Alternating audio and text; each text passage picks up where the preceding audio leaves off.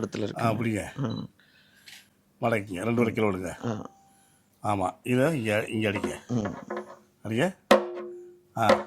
ஃப்ரீயாக இருக்கா? இதை வந்து ஃப்ரீயாக அப்படியே. ஆமாம், இப்படி அமுக்கக்கூடாது.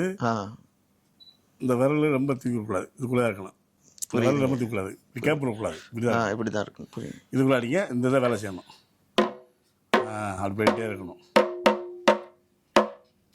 கையை நீட்டக்கூடாது. கை நீட்டக்கூடாது. இந்த விரல் இருக்குல்ல, வடக்கு பிடிக்கணும். இந்த மடக்கி இப்படி இப்படி ஃப்ரீயாக லைட்டாக கொடுங்க, ஓப்பன் கொடுங்க. அப்படி அடிக்கலாம்.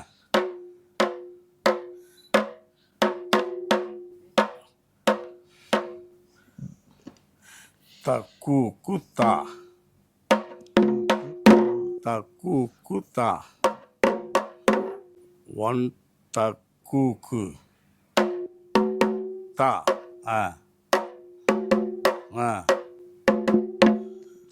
முதல்ல வந்து அடியில் மாதிரி சொல்லணும்.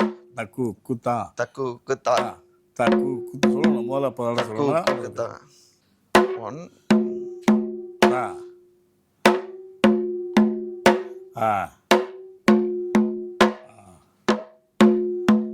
அடி உங்கள்கிட்ட இருக்கு. ஆனால் கை மூவ்மெண்ட் ப்ராக்டிஸ் பண்ணால் தான் வர முடியும். கை மூவ்மெண்ட் ப்ராக்டிஸ் பண்ணீங்கன்னா ஈஸியாக வந்துடும். புரியுதுங்க.